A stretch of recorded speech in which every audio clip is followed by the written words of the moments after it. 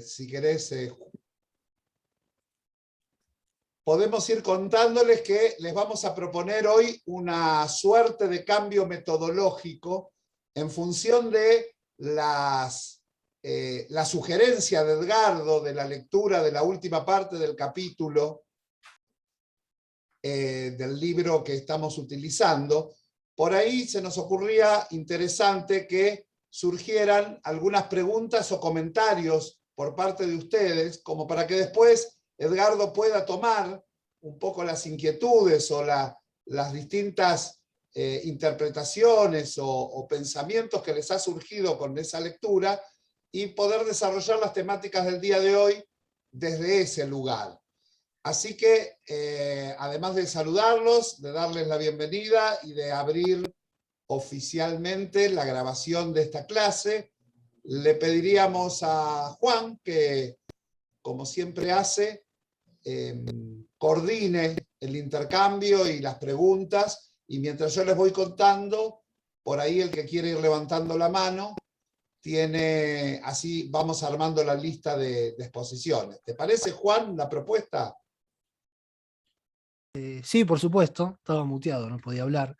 La idea que proponíamos, tanto con Jorge como con Edgardo, es por ahí alterar el cambio de orden del día de hoy, la moción de orden del día de hoy, en el sentido de que retomar lo que hablamos en los últimos encuentros, sumada a la sugerencia de lectura que apuntó Edgardo la semana pasada, en relación a la última parte del capítulo 2 del libro, referidas a la unidad peronista y la unidad popular. Yo no sé si, bueno, si tuvieron oportunidad de pensar de pensar ese fragmento del capítulo al final del libro, pero la idea por ahí era pensar esa estructura del capítulo del libro para pensar la unidad del Frente de Todos en algunas palabras clave como partido, movimiento, frente o pueblo, y a su vez para pensarlas en el futuro partidario del Frente de Todos y saliendo, si se quiere, de una mirada un poco más dogmática de los partidos para pensar la política desde la propia coyuntura de la propia historia y no desde un deber ser de la política. A mí particularmente el capítulo ese lo leí, bueno, en su momento, cuando presentábamos con Edgardo el libro, y bueno, por el presente lo volví a leer, y la verdad es que me surgen muchas reflexiones, pero bueno, la idea por ahí era escucharlos a ustedes, abrir esta primera parte, invertir los roles, y que sean ustedes lo que, bueno, vayan apuntando algunas sugerencias, algunos comentarios, y ahí tomar nosotros, si se quede aposta con Edgardo, y poder hacer todas las reflexiones. La idea, obviamente, es poder respetar tiempos, que las intervenciones sean concretas, más que nada para facilitar la intervención de todos y todas a la vez, y que, bueno, a la vez no, para que la mayor cantidad de compañeros puedan intervenir. Así que, bueno, siendo por ahí estrictos en el uso de la palabra, quería, bueno, empezar a dar, ahí veo que están levantando alguno. Primero quería darle la palabra a Eduardo Lovati, luego a Hernán y luego a Realdo, así bueno, vamos a intercambiar las palabras, lo que sí, bueno, les pido para todos y todas las que intervengan, más que nada concreción en el uso de la palabra. Así que bueno, Eduardo, cuando gustes, podés arrancar vos. Hola, ¿se escucha bien? Sí, sí. Bueno, Yo te escucho un poco lejano, no sé si es mío el bueno, problema. voy a acercar el micrófono. ¿Está ahí? Ahí está, ¿Bien? ahí está. Está mejor, sí. Bueno, no, a mí el capítulo me resultó muy interesante. Apunté algunas cosas, ¿no? El capítulo es el peronismo en cuestión, porque analiza las distintas etapas, la renovación, el menemismo, el kirchnerismo, el macrismo, cómo se comporta el peronismo durante esas etapas, pero Edgardo termina haciendo una propuesta que a mí me resulta muy similar a la que después se va a concretar en el Frente de Todos. Habla de, por ejemplo, en una parte habla de la incorporación del otro y no su destrucción como una necesidad imprescindible para la construcción de una sólida hegemonía. Construir una síntesis que logre expresar la gran mayoría atendiendo y entendiendo el discurso de los otros y entender que los discursos propios también son unilaterales. Son sacada textual del capítulo, ¿no? Y me parece que eso, en primera instancia, eso es lo que va a plantear Cristina en el video del 18 después. O sea, que me resulta bastante premonitorio, ¿no? El texto. El segundo punto que señalé, que en el capítulo explica los orígenes del peronismo como heterogéneo y contradictorio, ¿no? Que no está encerrado en los límites de una filosofía de la historia. Yo les envié el viernes pasado, no el otro, el viernes 30 les envié por correo algunas opiniones de ese tema. No sé si las recibieron. Sí, sí, acá recibimos todo. Está bien. Yo creo que esa heterogeneidad está siempre presente en el peronismo, que en algunos momentos se logra hegemonizar, se logra conducir y en otros momentos aparece más, se muestra esa heterogeneidad como más enérgica, ¿no? Yo parto de una cosa, que el peronismo hasta mediados de los 60 estuvo hegemonizado por la idea de la clase trabajadora y sus organizaciones como la columna vertebral del movimiento. Que después de los 60, a mediados, empiezan a aparecer tendencias que tienen que ver con la época. Está Cuba, está Argelia, está Allende en Chile, Velasco en Perú, y empiezan a aparecer nuevos actores, empieza a aparecer como una corriente ideológica, ¿no? Aparece la CTA de los argentinos y aparece un actor nuevo que es la juventud. Que esa heterogeneidad está contenida por la consigna de la estrategia única, que es el regreso de Perón y levantar la proscripción del peronismo y la convocatoria de elecciones. Pero que una vez que pasa eso, esa división, esa heterogeneidad se vuelve a manifestar. Se manifiesta en los sucesos de Seiza y después en la plaza del 1 de mayo del 74. ¿No? Donde Perón intenta volver a encarrilar el movimiento, encolumnarlo a través del movimiento obrero otra vez, ¿no? Lo que dice Perón es que anhela que nuestro movimiento sepa ponerse a tono con el momento que vivimos y la clase trabajadora argentina como columna vertebral de nuestro movimiento tiene que llevar el estandarte de lucha. Eso es lo que dice en la plaza cuando se retira la columna de la Juventud Montonera. Esa reconciliación no se da, ¿no? Y el neoliberalismo y el golpe termina por fragmentar todo. Y yo creo que el último intento que aparece como el movimiento obrero como columna vertebral lo hace Ubaldini en el 86. Y después de eso viene Menem y se acaba esa idea para mí, ¿no? Y empieza una dualidad, que es una dualidad de los trabajadores y los empleados, ¿no? Porque una cosa son los empleados, el que tiene empleo estable, ¿no? Empleo registrado estable, y después empieza a aparecer una masa de trabajadores no registrados con trabajos irregulares, trabajo en la economía popular, bueno, lo que conocemos, ¿no? O sea, hay una dualidad, hay empleo y hay trabajo. Y esos dos polos ahora se expresan muy claro en lo que es la CGT por un lado y en los movimientos sociales por el otro. El tercer punto, y con esto es el último que quería plantear, el tema de, en la página 108 habla de una creencia en la capacidad mágica que tendría la estructura partidaria y la identidad política. Y ese me parece un tema muy interesante porque la militancia se construye siempre sobre una fe. O sea, no hay una militancia basada solamente en la racionalidad. Tiene que haber una construcción de fe, pero esa fe también se hace sobre bases reales, sobre una realidad efectiva. Yo pongo como ejemplo, yo milité en la izquierda y la fe que se construía en la izquierda era sobre una base poderosa que era la ideología. Los textos de Marx, los textos de Lenin, ¿no?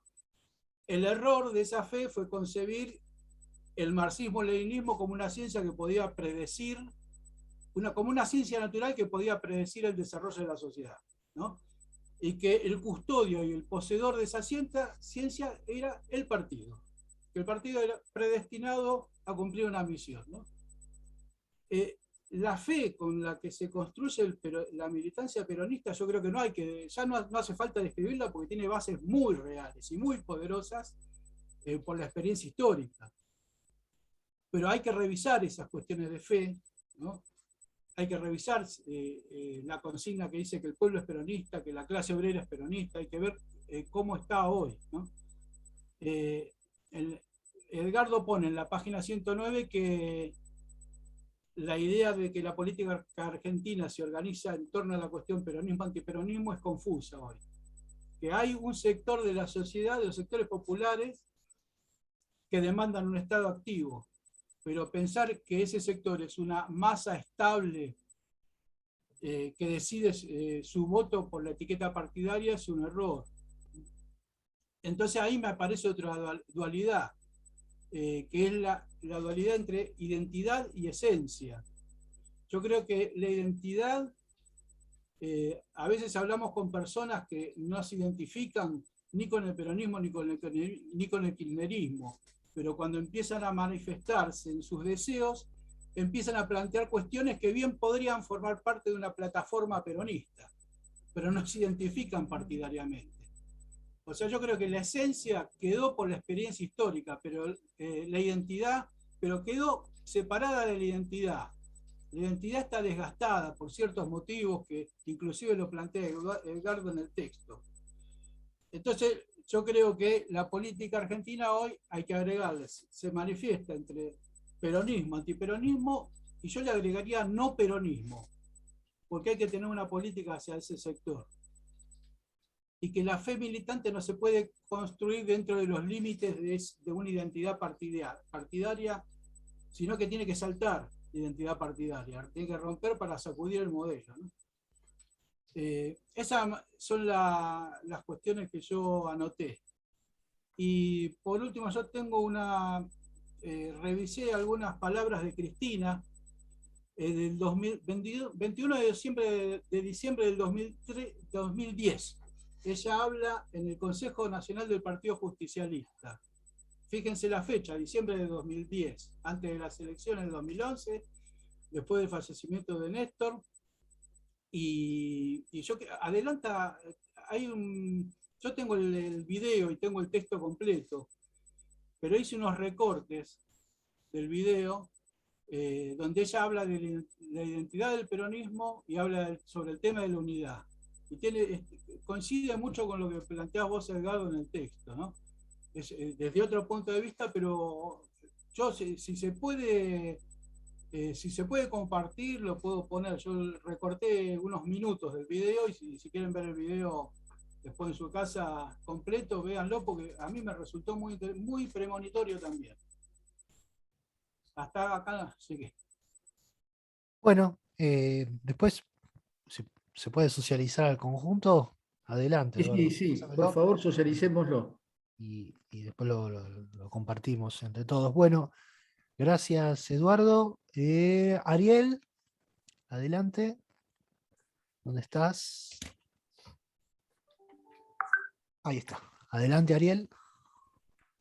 Muteo yo solo. Ahí está. Bueno, no, es muy difícil no admirar el contenido del tramo del libro que escribió Edgardo. Hay un punto que a mí digamos, me tocó especialmente en cuanto a la reflexión, y es el tema entre partido y líder o movimiento y líder, qué es lo que va primero, ¿no? Y si no entendí mal, me parece que Edgardo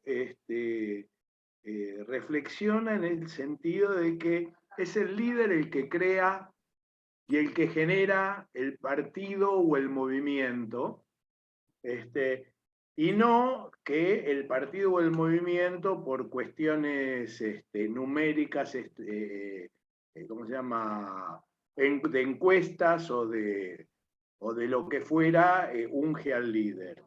El líder, de alguna manera, es el que crea al movimiento. Y a mí me gustaría agregar que, bueno, esto parecería absurdo porque Cristina llega a un movimiento ya creado.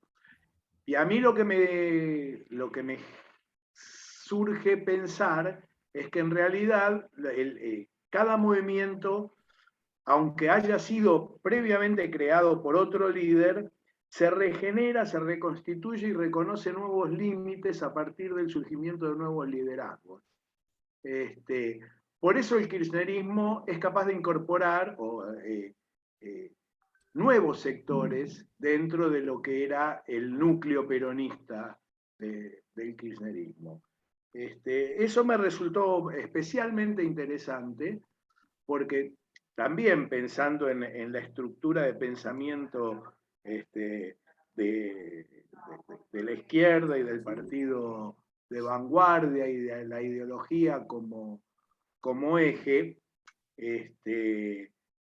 no es que esté en contradicción, es decir, el líder no necesariamente genera nuevas ideas, sino que pone el marco popular, genera el enamoramiento popular, aún para la aplicación de ideas que ya están ahí, que ya están discutidas, quizás desde hace décadas, pero les pone el marco, les pone la fuerza, les pone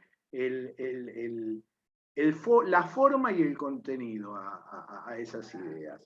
Y en ese contexto me gustaría solamente terminar volviendo al episodio Rossi en relación con el líder. La semana pasada yo entendía que el líder había propuesto, por su visión global de la cuestión de las elecciones, de la importancia de las elecciones que vienen y todo lo que se juega, en el cual la lideresa fue muy explícita en Escobar en relación a la importancia y lo que se decide hacia el futuro, pero que valía el movimiento de Rossi como para generar un nuevo escenario en el cual pudiera haber nuevos movimientos, incluso yo mismo dije, si yo estuviera en Santa Fe, votaría a Rossi. Ahora bien, la lideresa volvió a hablar cuando convocó a la gente de la lista que ella inicialmente había apoyado. Y acá me parece que ya no queda espacio para la discusión. Digamos, se repite un poco, salvando las diferencias personales, la situación de Randazzo con Scioli, ¿no? Si bien todos sabemos que Rossi no es Randazzo, ni mucho menos, ni va a salir por ese lado, la líder habló y volvió a reafirmar su estrategia, y creo que en este caso el compañero que merece todo mi respeto, que es Rossi, creo que en este momento debería dar un paso al costado. Eso entendiendo cuál es dentro de lo que había planteado de los liderazgos. Bueno, eso. Gracias, Ariel. Bueno, quería darle la palabra ahora a Santiago, Realdo Santiago. Adelante, compañero, desmuteate cuando gustes. Ahí está. Bueno, yo creo que con el libro de Edgardo, que está muy, muy bien, como lo vuelvo a repetir, es algo de lo mejor que he leído en los últimos tiempos. Todo lo explicado por Eduardo, que coincido, con lo de Ariel, que yo agregaría que Rossi, hoy se publicó un video donde Rossi explica el porqué, un video que creo que lo edita el Destape, me parece. Que vale la pena verlo, más allá de la estrategia general de Cristina en cuanto a estas elecciones. Yo me extendería un poco más allá de la lectura, Creo que continuamos con esa vocación frentista, pero con un frente totalmente distinto. En un momento fue el objetivo la vuelta de Perón. Hoy el frente que nos nuclea fue correrlo a Macri, la política neoliberal de Macri. Para eso hizo falta aglutinar dentro de ese frente la mayor cantidad de simpatizantes posibles, digamos.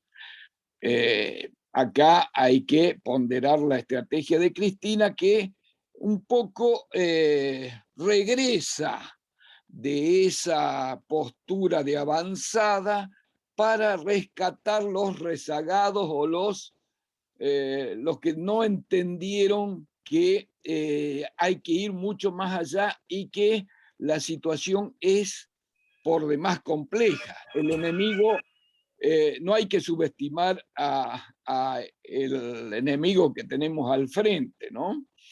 En el peronismo, en el movimiento nacional y popular, yo creo que hay una serie de cambios. Y en el mismo peronismo. Antes, la columna vertebral del peronismo eran los trabajadores. Hoy, en el Frente de Todos, yo creo que la columna vertebral sigue siendo el peronismo dentro del Frente de Todos. Eso, el Frente de Todos no deja de ser un territorio en disputa y esa disputa está postergada por la pandemia, me parece. Yo creo que si no fuera por la pandemia de por medio, ya tendríamos un poco más claro el destino, la identidad, o sea, hubiéramos avanzado bastante más con la movilización de los sectores más progresistas dentro del Frente de Todos. Así que eso todavía está un poco rezagado, que se tiene que dar con el triunfo en estas elecciones. Por eso es imprescindible el triunfo para obtener mayoría en diputados y para seguir manteniendo la mayoría en senadores, más allá de quiénes son los compañeros que van a ser electos. Esto, sí, por supuesto, para nosotros que tenemos una visión un poco más progresista dentro del Frente de Todos, quisiéramos que estén más acercados a la postura de Cristina o a las posturas más progresistas. De todos modos, yo acá valoro algo que se tiene que dar un poco más a futuro con cuando ya vayamos pasando la pandemia o controlando, digamos, la pandemia, que nos permita una mayor movilización para el logro de esos objetivos y darle un destino, una identidad mayor dentro de ese frente de todos, digamos. Esto quise extenderme un poquito más allá de la lectura en sí del texto y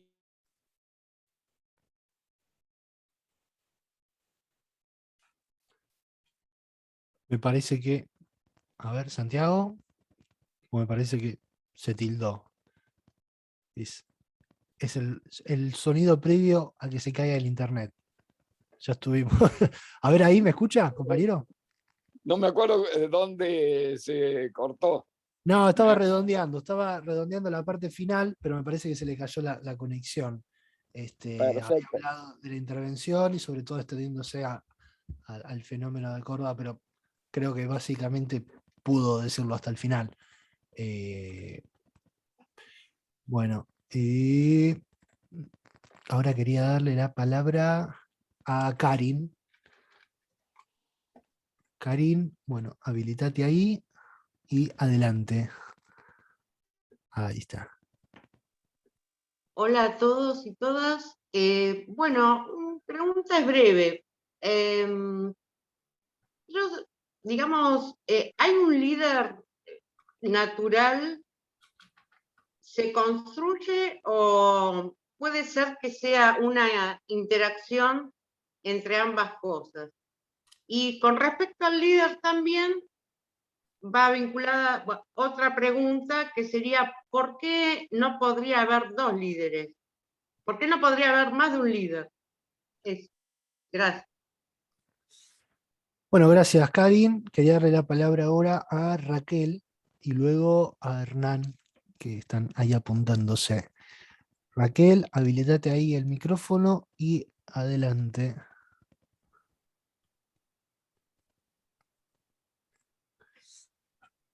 No, no se la escucha, compañera, tiene que desmutearse.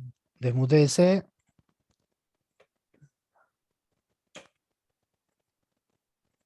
Ahí está. No, no, sigue muteada. Desmutéese. Le tiene que aparecer en el medio el cartelito para desmutearse.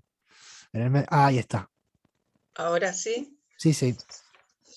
Bueno, bueno, también en primer lugar quiero decir que me resultó muy rica la lectura del texto y hoy lo que quiero preguntar sería, refiere al tema de la unidad en la diversidad, ¿no? Y evaluar un poco, me parece importante, evaluar un poco por esta coyuntura, si hablamos de la coyuntura, evaluar un poco la marcha de San Cayetano hasta la Plaza de Mayo por parte de la UTEP, es decir, de la economía popular, la Unión de Trabajadores de la Economía Popular, que lógicamente emerge dada la informalidad y la destrucción de la economía por parte del neoliberalismo. Y bueno, y la conformación de la UTEP ya en sí misma es una unidad que agrupa a distintas organizaciones, de las cuales yo no conozco a todas. Tampoco sé, y en ese sentido pregunto, si el liderazgo ahí, si la UTEP consideraría como liderazgo a Fernández Fernández o a Cristina,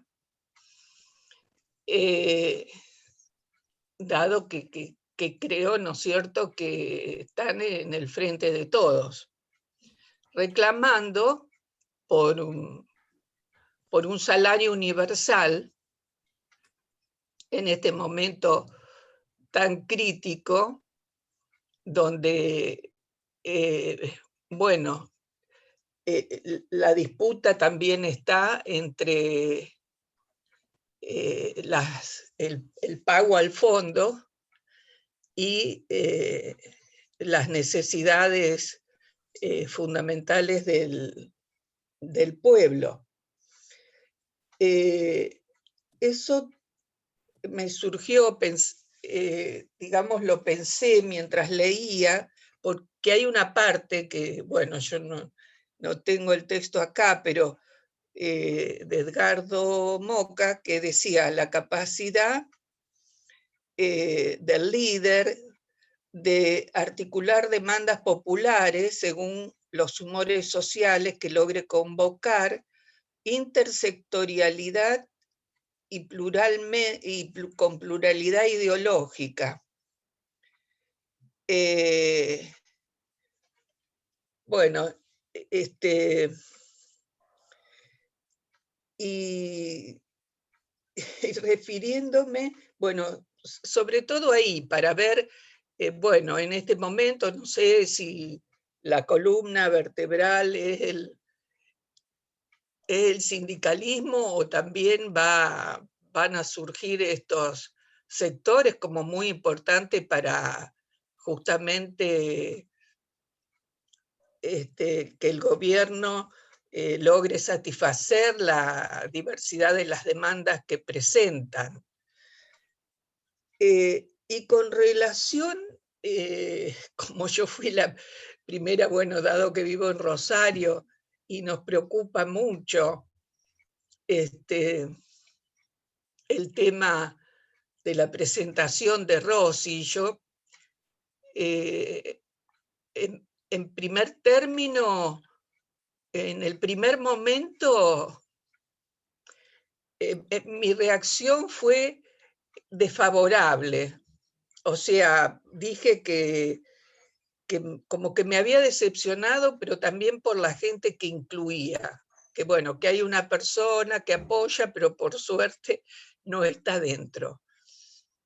Y porque entendía que bueno, que si el líder es el que tiene todas las, conoce las distintas condiciones, presiones, etcétera, antagonismos y demás, determina una cuestión, como fue cuando lo votamos por primera vez a Perotti,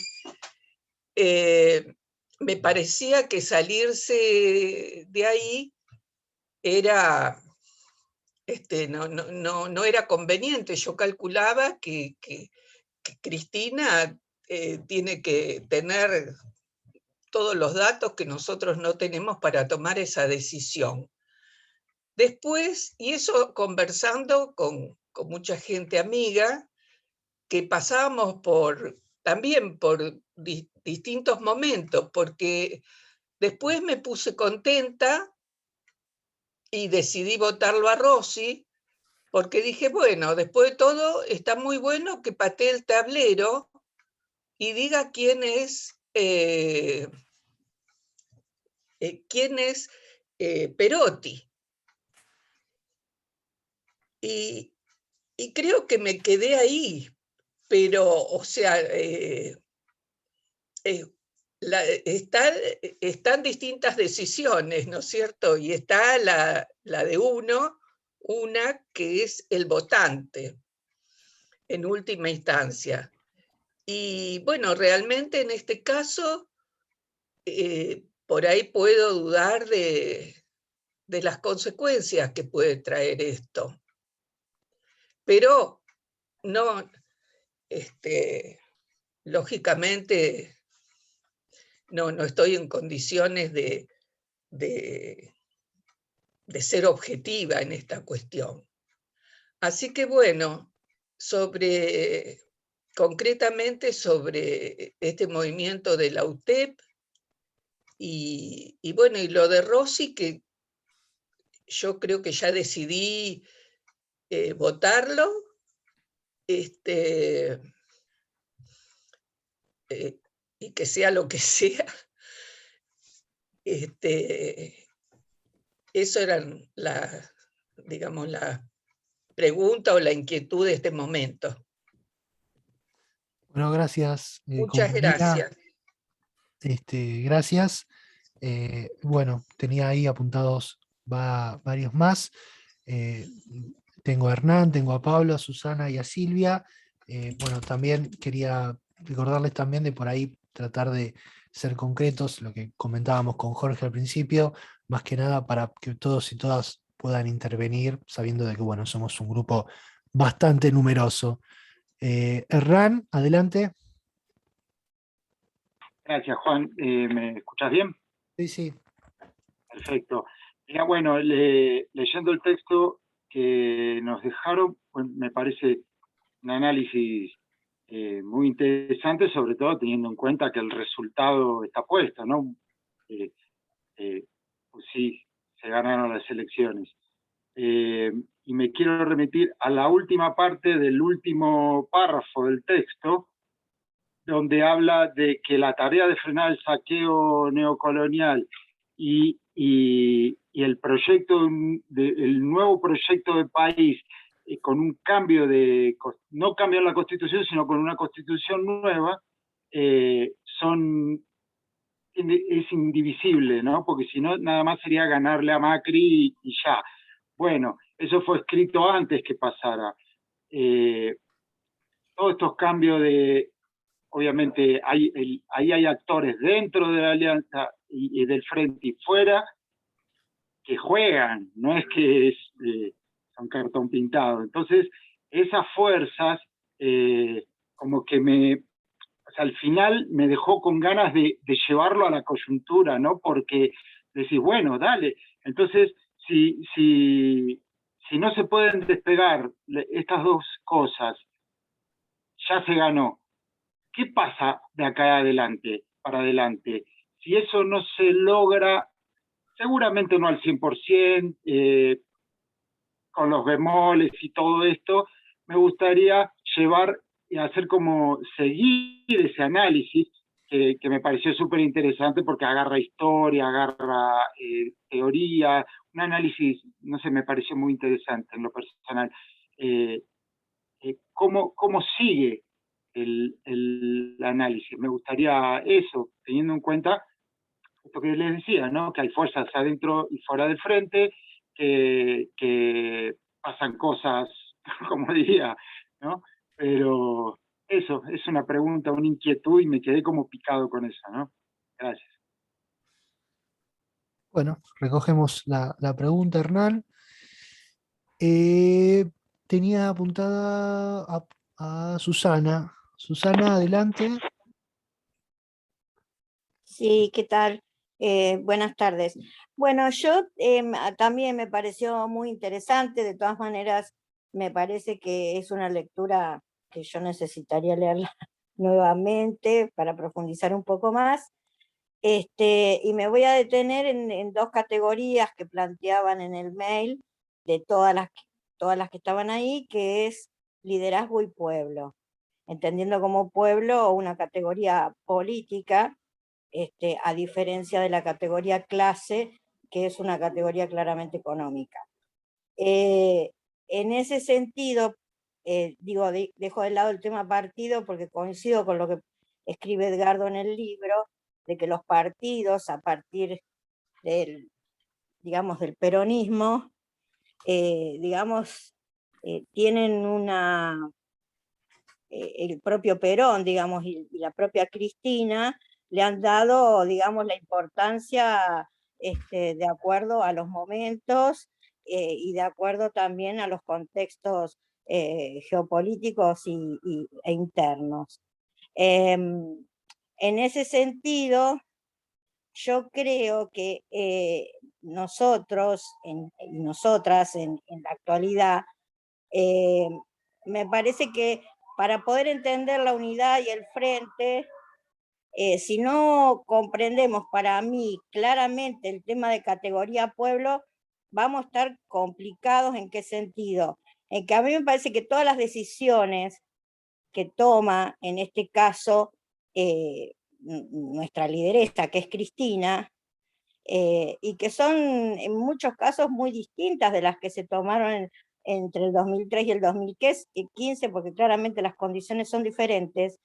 No solo se evalúa el tema, para mí, cosas que no conocemos más generales, informes, situación más general, etcétera, sino también qué pasa en este momento histórico concreto con la categoría pueblo. Y yo creo que en eso nosotros y nosotras estamos absolutamente implicados y que por lo tanto van de la mano todo el resto de las categorías. Seguramente este tipo de alianzas que hoy tenemos es lo que se necesita para hoy. No fue la alianza que hizo Cristina y Néstor en el año 2003. Eso va cambiando de acuerdo a las situaciones y también a los nuevos actores. Y después, por otro lado, lo último es que el tema, yo no separaría el tema de trabajadores, empleados, más vale que son actores diferentes, pero hoy tenemos una concepción de trabajadores que es mucho más amplia que si estás, digamos, si perteneces a un movimiento social, o si estás dentro de una cooperativa, o si estás, si sos un trabajador independiente, así sos un trabajador bajo relación de dependencia. Obviamente que hay distinciones y obviamente que hay que tomarlas, porque hacen también a la forma de organización, pero creo que trabajadores y trabajadoras somos, no haría esa. Y después el movimiento, una cosa es el movimiento obrero organizado y otra cosa es el sindicalismo. Nada más. Bueno, muchísimas gracias, Susana. Quería darle la palabra ahora a Pablo. Ahí, habilitate, Pablo. Y también la tengo a Silvia y también lo tengo a Mario, que los acabo de ver. Perdón, una especie de sugerencia. Yo necesitaría que cortemos con estos tres, porque... Sí, te lo puse recién por chat, Ya Edgardo, no sé si lo viste. no lo vi. Ya estoy pensando en hacer un nuevo libro para dedicarme a estas preguntas. No, Bueno, resulta muy movilizante, lo he leído, así que eso, bienvenido. Pero veo que se utilizan los términos populismo y peronismo como sinónimos. Tal vez lo sea, me gustaría que se clarifique sobre el término, o podemos pensar que fue populista Irigoyen o Alfonsín, como seguramente no lo fueron ni de la Rúa ni Menem.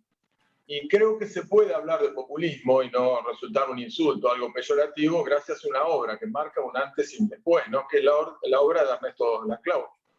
Y Ernesto Laclau antepone un término a populismo. Primero aclara que refiere a los populismos latinoamericanos, si se quiere al estilo Getúlio Vargas o Juan Perón, pero pone el término la razón populista. Entonces, cuando escucho a los compañeros hablando de la fe, de la pasión, y en lo que nos dieron para leer, ¿no es cierto?, la impronta del liderazgo, no quiero caer en el exabrupto de Tetá, ¿no?, de que también Führer quiere decir liderazgo, yo creo que nos marcó Laclau el peligro del término. No es que nosotros dejamos de ser sentipensantes, no es que nosotros ahora nos volvimos solamente racionales, pero me parece que anteponer la razón populista nos permite ahora pensarlo como una categoría independiente. De otra manera se hace un poco dificultoso porque si no, claro, es una cuestión emotiva, pero no tiene ningún sentido, es un simple demagogo. No es un simple demagogo. Hay muchas razones para analizar esta categoría. Después, cuando dice Edgardo que de algún modo pensar entre peronismo y antiperonismo ya no es tan claro, y el compañero agrega, y también ya hay no peronistas, me parece bien.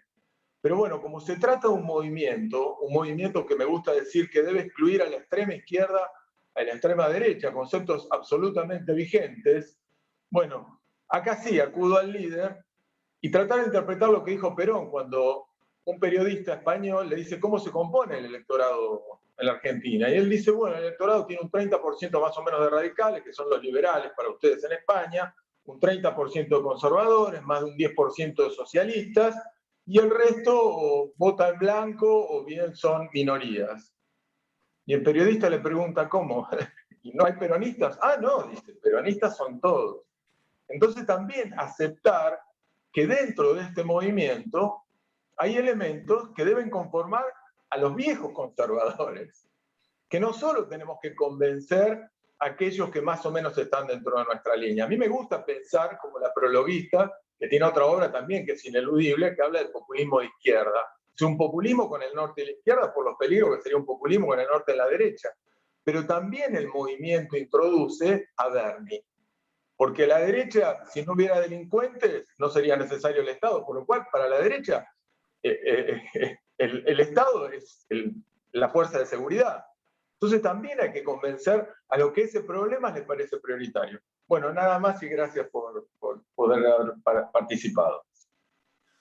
Gracias, Pablo. Bueno, quería darle la palabra ahora a Silvia y luego a Mario, con la idea de poder ir redondeando estas intervenciones para luego darle paso a la intervención central de Edgardo, obviamente con el mismo registro que los demás compañeros. Silvia, bueno, adelante.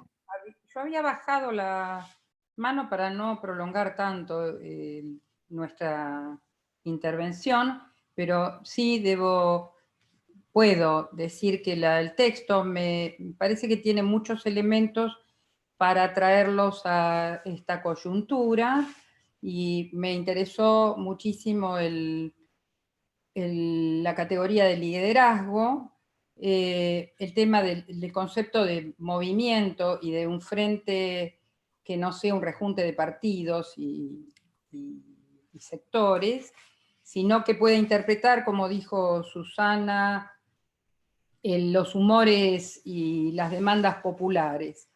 Ahora, de todas maneras, a mí me parece que acá tenemos cuestiones que se nos contradictorias, digamos, que nos tienen bastante en vilo, que es cómo conformamos estos humores y demandas sociales en esta coyuntura, en esta coyuntura pandémica, con las presiones que tenemos externas, gracias al gran endeudamiento, y también el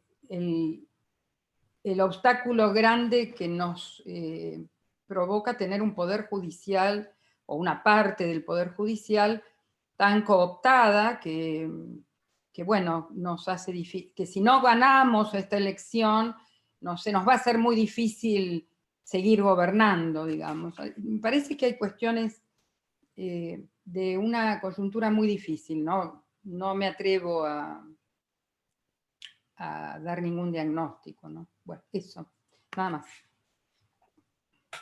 Gracias, Silvia, y quería darle la palabra ahora a... Perdón.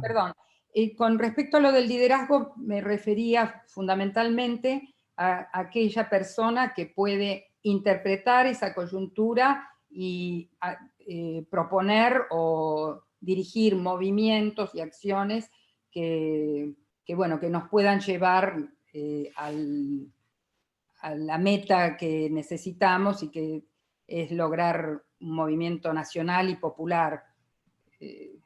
Bueno, nada más. No. Gracias, Susana. Mario, ahí desmuteate y adelante. Buenas tardes a todos y todas. Yo creo que hay un tema en lo que plantea Eduardo en la lectura que hicimos de su obra, que no termina de centrarse, no termina de tomarse como un eje. Y es lo que decía Susana respecto de las categorías con las cuales analizamos tanto la estrategia como la coyuntura. El peronismo tiene elementos en su doctrina como para considerar, como para analizar la realidad, más allá de los aportes que desde lo económico puede hacer el marxismo como teoría, incluso más allá de lo que la sociología nos propone con actualizaciones como la de Laclau. Yo creo que el problema está centrado en el análisis político y está centrado en categorías como pueblo, como movimiento, como liderazgo, que pertenecen a la mejor tradición de nuestros conocimientos. Y que yo, como creo también que nuestra actualidad es una síntesis de diferentes historias, veo que en general quienes vienen desde una historia más intelectual o más de izquierda, siempre que llegamos a coyunturas, digamos, donde tenemos que un poco aceptar el liderazgo, digamos, porque, como decía antes una compañera, hay información, incluso hay perspectiva o hay análisis de la información que quien nos conduce, Cristina naturalmente, digamos, con el apoyo de Fernández,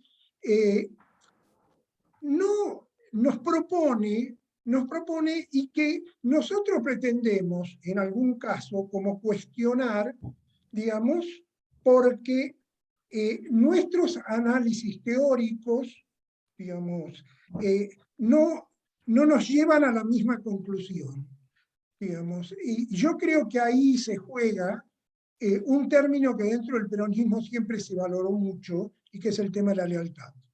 Es decir, discutimos, proponemos, pensamos, y llega un momento en que la voz digamos, del líder nos mancomuna. Gracias. Gracias, Mario. Bueno, ahora sí, Edgardo, adelante. Bueno, es una tarea, la propuesta que yo mismo hice se volvió en contra de su autor, porque es muy difícil hacer una intervención que necesariamente tiene que tener un principio y un fin, después de una cantidad enorme de preguntas, más que de preguntas, de profundizaciones. Yo estoy un poquito asombrado de todas las cosas que ustedes están extrayendo del libro, un poquito contento también, ¿no? Porque el libro se escribe en una coyuntura, todo el mundo sabe, o el autor de este libro sabía que no iba a ser un bestseller el libro, y entonces cada tanto viene la pregunta, che, ¿para qué hiciste esto? ¿No? Pero yo creo que además la más autorizada de las palabras políticas de la Argentina, que es la de Cristina, no digo que refrendó todo lo que dice el libro, pero no quedamos tan desacomodados. Vamos a ver si podemos hacernos cargo de toda la riqueza de estas intervenciones, no, pero por lo menos de lo más que nos dé.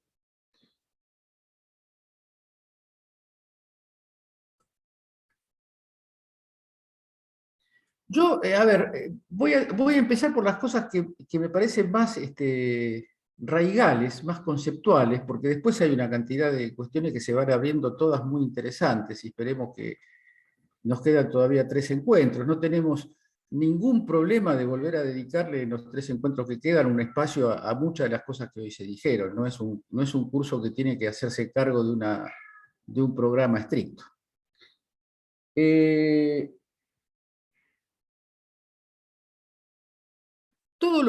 Acá hubo una serie de consideraciones que tienen que ver con, tal como lo proponíamos en el avance que hicimos en la semana, sobre el tema del liderazgo, el pueblo, el frente, que me parece que convergen en unas preguntas que son muy interesantes. La idea movimentista que Perón incorpora a la política argentina es una idea política profunda y alternativa. Yo quería hacer un pequeño rodeo. Hay un escritor italiano, Francesco Alberoni, que yo pensé que se había muerto hace mucho, pero el hombre vive con sus 97 años, aparentemente de buena salud, que escribió una serie de textos entre lo politológico, lo sociológico, lo espiritual, una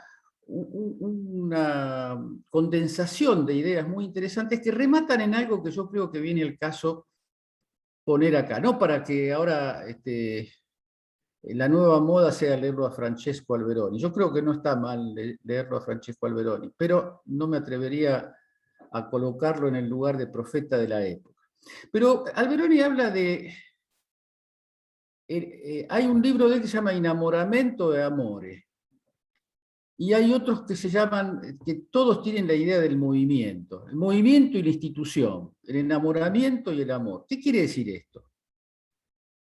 Quiere decir que hay en todo proceso político, en todo proceso humano, incluso en procesos individuales y en procesos colectivos, un momento de la biografía individual o un momento de la conciencia colectiva en la que muchas de las cosas que estaban rondando la cabeza de los seres humanos se condensan y se convierten en un imán poderoso, no estrictamente racional, aunque tampoco irracional, es decir, un imán que le da sentido a muchas cosas que aparecían como cosas dispersas, cuya juntura nunca habíamos ensayado juntar, nunca habíamos ensayado lograr esa juntura, y cierta circunstancia, mezclándolo Alberoni con la visión aleatoria de Althusser, cierta circunstancia contingente une todos esos retazos de conciencias dispersas, de conciencias no orgánicas, de conciencias, diría un marxista, no científicas, y la convierte en una certeza que reorganiza la mirada de toda la realidad, ¿no? Eso, dice Alberoni, fue lo que hizo un tal Jesús de Nazaret. Y eso es lo que hicieron otros. La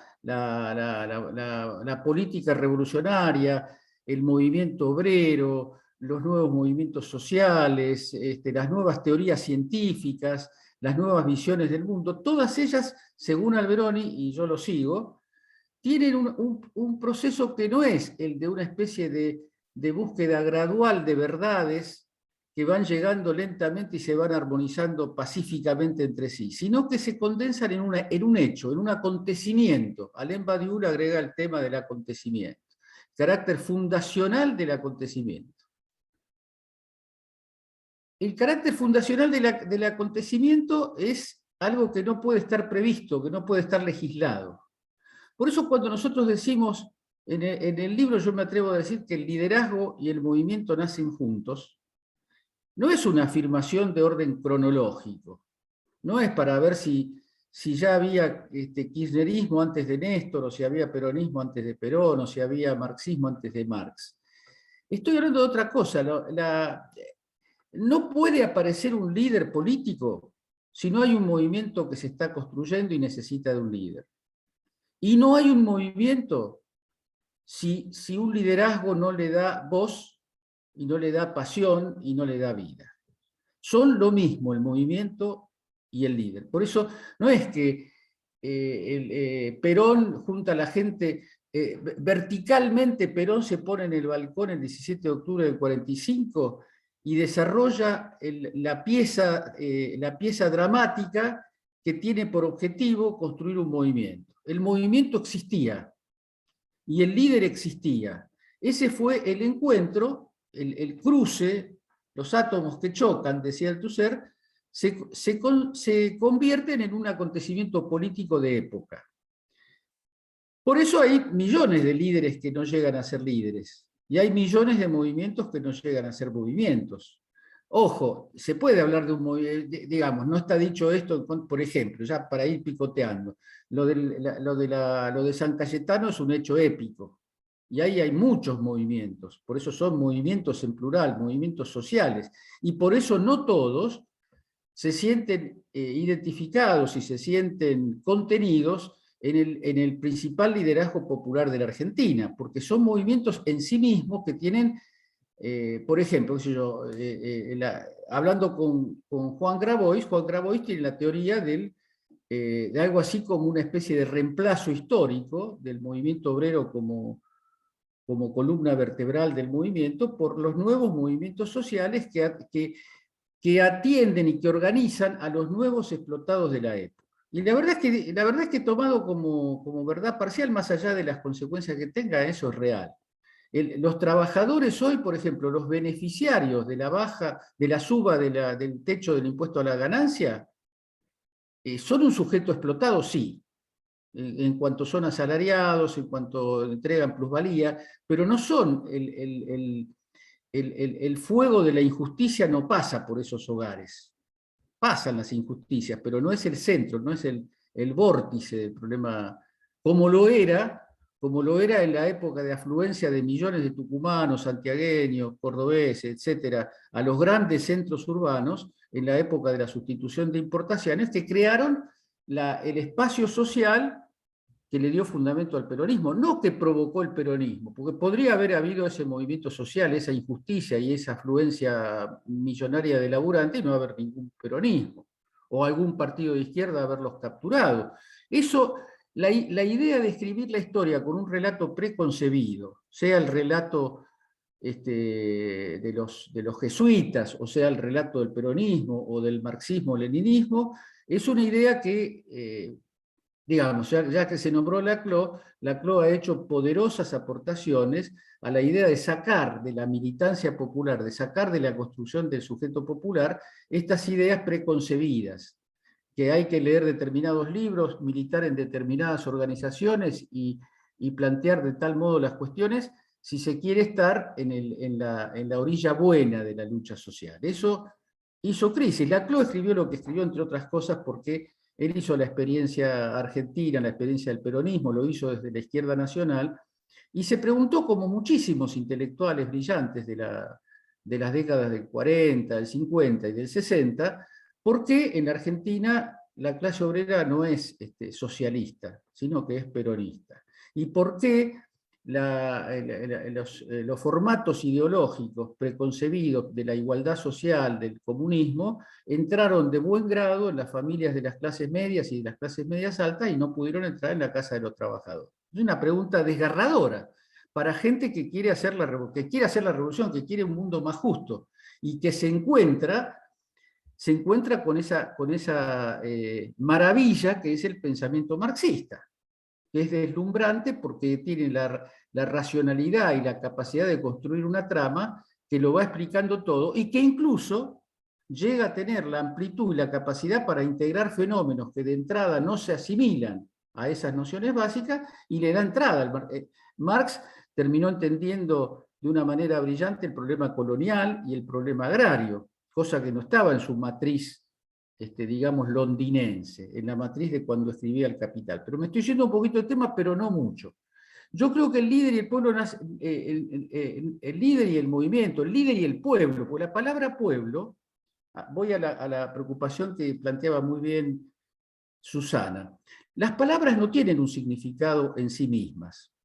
Las palabras, sobre todo la palabra política, la palabra que moviliza, la palabra que organiza, la palabra que atrae militantes, solamente tiene sentido en el contexto de una práctica histórica. Pueblo se le puede llamar, el pueblo, yo vivía en el pueblo de Aedo y tenía parientes en el pueblo de Las Toscas. La palabra pueblo es eso también. La palabra pueblo es el tipo sencillo, que donde hay vino beben vino y donde no hay vino agua fresca, decía Antonio Machado. Eso es el pueblo. Pero el pueblo, para el pensamiento en este caso de Laclau, es algo distinto. El pueblo es una construcción de la política. El pueblo no preexiste a la política, el pueblo es creado por la política. Y la política crea al pueblo sobre la base de los antagonismos. Y la política crea al pueblo sobre la base de las demandas insatisfechas y la articulación inteligente de las demandas insatisfechas para no permitir que el sistema que provoca esas injusticias se acomode y se organice de modo de satisfacerlas de a uno o de satisfacerlas selectivamente, la de este sí, la del otro no. Cuando el comerciante que no vende se da cuenta que el obrero no trabaja y el obrero que no trabaja se da cuenta de que se chorean la plata con la deuda externa y se establece una serie de puntos que en sí mismos no tienen por qué articular con nada. El gran mérito de la idea de Laclau es que en la política no hay ningún frente que esté asegurado por las realidades objetivas. Coincidimos, ¿cuántas veces habré dicho yo esas cosas, no? Coincidimos todos en que nuestro enemigo es uno mismo, porque los que se quedaron sin empleo, los que perdieron salario real, los que tuvieron que cerrar la persiana de la fábrica, se dan cuenta que todo converge en la misma clase explotadora. Eso no es así. Eso no es así. Eso es una creación. O lo crea la política o no va a haber nada de esa confluencia. No se va a crear el pueblo no se va a crear por voluntades aisladas que se van juntando. Tiene que haber una mirada, tiene que haber una teoría y tiene que haber una praxis de construcción del pueblo. Y ahí está Gramsci con sus etapas, la etapa corporativa. Primero soy tendero y me junto con otros tenderos, después soy tendero, me junté con otros tenderos, pero voy a ver también al laburante de las tiendas porque también parece que tiene los mismos problemas que yo. Esa es la cuestión corporativa, dice Gramsci. Nos unimos por el lugar, nos vamos uniendo por el lugar puntual en el que estamos en la vida productiva y en la vida social y cultural. Pero la política es un salto en calidad. La política supera las estrecheces corporativas y construye un ethos, una imagen del mundo, una imagen común del mundo. La imagen común del mundo es lo que se puede conectar con la idea de pueblo, y esa idea de pueblo conectar con el liderazgo. Por eso creo que esa mirada tiene que estar fuerte, porque si alguien viene y dice, bueno, pero ¿por qué Cristina es la líder? Yo digo que el líder es, qué sé yo, un gobernador, un intendente del conurbano, es el líder. La palabra líder tiene múltiples acepciones. Por eso decimos, para entender, para comprender el significado de las palabras, hay que ponerlas en el contexto de una idea y sobre todo de una acción. Porque en la acción, por ejemplo, la movilización valga la redundancia, de los movimientos sociales del otro día, no eran toda gente cristinista. Algunos militaron muy fuerte en contra de Cristina. Pero hoy, el sujeto pueblo que se ha creado en la Argentina no se puede separar de Cristina. No se puede separar. Y por eso están todos con Cristina. Digo, están todos los que en otra época la querían ver presa y decían que tenían que ir presa. Y uno no tiene por qué, por ahí en el texto también trabajo esta idea de traición, uno no tiene por qué quedarse anclado en las premisas de las diferencias del pasado, porque lo que interesa en la política es el objetivo, y lo que interesa para el objetivo es qué coyuntura estamos atravesando para ver si nos acercamos a ese objetivo. Y la coyuntura, y voy mezclando un poquito, pido disculpas de antemano porque algunas cosas se me van a escapar. Estoy improvisando desde la nada, y entonces, y aparte si me pongo a mirar los papeles me desordeno más de lo que estoy desordenado así. El caso de Santa Fe. Yo he sido objeto de la generosidad y de la amistad del Chivo Rossi. Tengo un afecto, debe ser de los políticos con los que mejor me llevo. Ahora, ahí hay que desmalezar la mirada, hay que sacar la hojarasca, barrer la hojarasca para ver el campo, ¿no? De lo que se trata es de una simple cuestión. Si hubiera un comité central, en lugar de ser Cristina, el comité central o la dirección nacional orgánica, no existen más esas cosas. Yo no tengo la culpa, ni Cristina tampoco tiene. No existe más en ninguna parte del mundo. Si hubiera una mirada superadora, una inteligencia superior, Dios quiera que no haya nunca eso, ¿no? Que dijera, ¿por dónde pasa hoy la coyuntura política? Uno puede decir, bueno, pasa por liberar a la Argentina de la dependencia imperial y neocolonial, pasa por la justicia social, pero hoy, aquí y ahora, sentados como estamos ahora en esta reunión, está claro que el eslabón principal de la cadena que nosotros tenemos que resolver es ganar las elecciones. Porque si perdemos las elecciones, muchas de las cosas que estamos tejiendo para el futuro, de los proyectos, de las cosas, se van a caer, o por lo menos van a pasar por una situación muy difícil. Son lugares, después de las elecciones habrá otra cosa, habrá otra coyuntura, se quedarán acomodadas las cargas de otra manera, y los problemas de la coyuntura específica se irán modificando.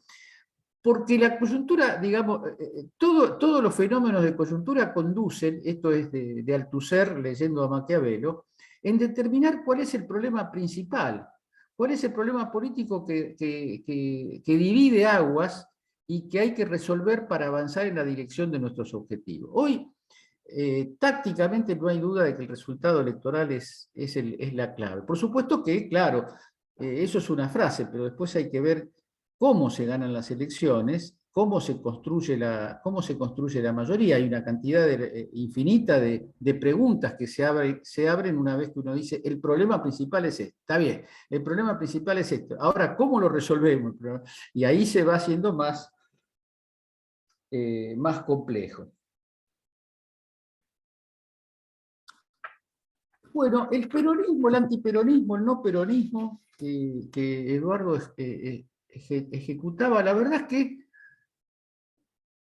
no sé si tengo una opinión muy cerrada, porque es un asunto un poquito extraño. Porque nosotros estamos viviendo un momento peronista de la Argentina. Pero no un momento peronista solamente porque se reunió el Frente de Todos y el PJ está adentro y quedaron todos adentro, sino porque Néstor y Cristina rehabilitaron no los textos de Perón, o las grabaciones o las cintas grabadas de Perón en España. Yo admiro mucho esta ola historiográfica peronista, que realmente es muy útil, ayudada por todas las herramientas como el YouTube y todas esas cuestiones, es fascinante. Pero el peronismo reverdecido no es una obra de la historiografía que lo vuelve a traer a Perón, es una obra de la práctica material de la Argentina. El peronismo volvió a estar en el centro de la escena porque hubo redistribución de la riqueza, porque hubo salarios altos durante una década larga, porque hubo derechos que se ganaron, hubo dignidades que se defendieron, hubo valores, símbolos. Entonces, ¿qué otra cosa es el peronismo que eso? Bueno, esa es mi visión. Pero hay otras visiones perfectamente respetables que dicen, no, está el peronismo cristinista, pero está el otro peronismo, el peronismo del Consejo Superior del PJ, y ahora todo eso se complica más porque en el Consejo empieza a haber un peso del kirchnerismo muy importante. Pero aunque no lo hubiera, el Partido Justicialista tiene su propia lógica, es una institución, es una estructura burocrática, no dicho en términos peyorativos. Lo burocrático depende siempre del sistema de discurso que uno esté usando. Según de qué esté hablando uno, lo burocrático puede ser un insulto. Decirle a alguien, vos sos un burócrata, puede ser un asunto, puede merecer un intercambio de golpes. Pero la burocracia es necesaria en la política. Hay un momento burocrático de la política. Cuando vos tenés que hacer las listas de diputados, ¿en quién te tenés que apoyar? Y en los tipos que te vienen siguiendo, en los tipos que vos sabés que les gusta la política, en los tipos que vos sabés que también les gustan algunas cosas que consigue la política. Y no hay que ruborizarse ni horrorizarse, porque la política ha sido siempre así y es así. No sé si será siempre así, porque lo que va a ser yo no lo conozco. Por eso no escribo ni hablo sobre eso, porque no lo conozco. Pero la política siempre ha tenido dos caras, la cara del ideal, la cara del incentivo colectivo, del que hablaba Panebianco, que citaba el otro día Juan, y la cara del ideal, la cara del tipo que no le importan mucho los cargos, que no le importan mucho las prebendas, que le importa el objetivo. Pero siempre no hay un tipo ideal cerrado. A la mayoría de las personas que están en política les gustan las dos cosas. Le gusta militar por sus sueños y le gusta ser reconocido por esa militancia por sus sueños. Y se siente mal cuando no es reconocido y se siente bien cuando es reconocido. A mí me parece que en el episodio Santa Fe, si yo tuviera algo que decir ahí o algo que ayudar ahí, sería achicar los daños, acortar los daños. Lo que se hizo, vamos a navegar esta parte del camino donde los que quisieron quedar afuera de la lista de Perotti estén afuera, y no sean bastardeados porque no lo merecen, porque no es así, y que tampoco sean idolatrados como los que defienden, los que se bancan la bandera de las verdades, porque eso dejaría fuera de la bandera de las verdades a Cristina. Y no solamente porque es Cristina, sino porque yo personalmente creo que es lo correcto. Yo creo que es lo correcto. La unidad en Santa Fe era una mejor base para la victoria en Santa Fe. Y la victoria en Santa Fe es de una importancia muy grande para la victoria en el país a la hora de contar los votos en general. Y finalmente, en el 2019 se hizo eso. Y los proyectos de que Santa Fe se corte sola y que sea una especie de émulo de Mendoza y Córdoba en una especie de segregación nacional ya estaban y están en la mayoría de las provincias, y están en el peronismo de la mayoría de las provincias. Si empezamos a mirar con ese lente, lo vamos a ver a Máximo caminando del brazo, no solo caminando del brazo, conduciendo intendentes que lo querían achurar a Máximo, que no querían ni oír la palabra cámpora, y mucho menos la de Cristina, salvo Gray, no me acuerdo ahora, si alguien lo tiene, lo tira, la intendencia que es Gray. El único que no dejó entrar a la cámpora fue Gray. Bueno, es uno, pero los intendentes peronistas son muchos, no uno. Entonces, hay una línea que se va firmando, que es una línea que tiene un montón de problemas. Porque, a ver, si Perotti no puede ser aliado, ¿por qué Massa es aliado? ¿De dónde sale la capacidad para discriminar entre una cosa y la otra? ¿No? Y yo no digo que uno tenga que ser aliado, no, pero Massa no es que no quiso nacionalizar Vicentín. Massa quería meter la presa a Cristina. Quería, digo, para no hacer ruido con mis palabras. Utilizo el pretérito imperfecto para no hacer ruido con mis palabras, ¿no? Pero la política es así.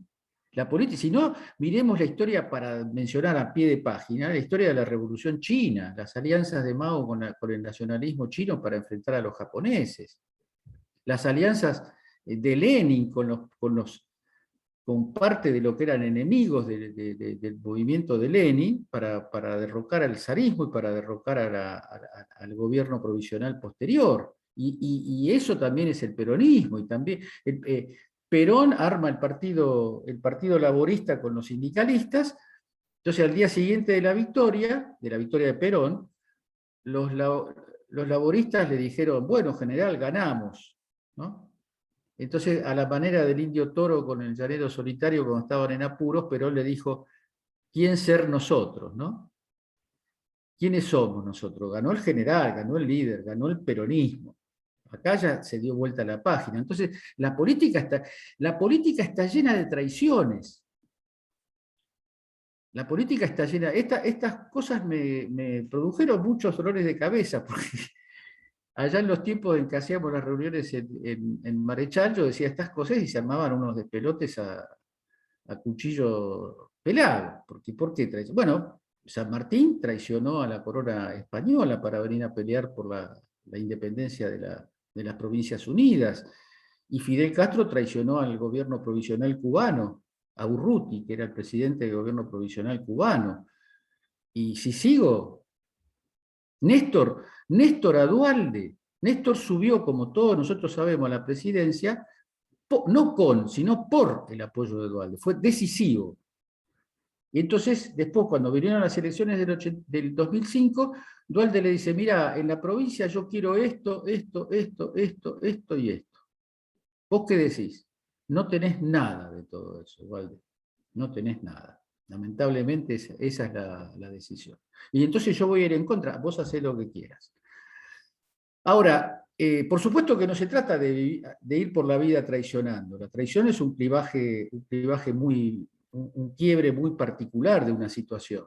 Pero el líder político, el aprendiz de Maquiavelo, el que tiene virtud y trata de ir a encontrarse con la fortuna, no puede estar pensando: no, a este no lo puedo sacar porque este se portó bien conmigo. Pero vos te lo tenés que sacar de encima para poder ganar, porque si no perdés y él y vos quedan afuera de la historia. Entonces ahí hay una cuestión, la más desgarradora de las cuestiones de la política. Por eso la política, entendida de modo maquiavélica, revolucionario, es una decisión que pacta sistemáticamente con los demonios, porque el tipo que se dedica a la política tiene que saber saltarse sus pruritos morales individuales para adoptar la moral de su causa, la moral de su pueblo, ¿no? Bueno, hay un millón de cosas que pasé de largo. El peronismo, columna vertebral del Frente de Todos. La frase estuvo dicha en un contexto que creo que está bien.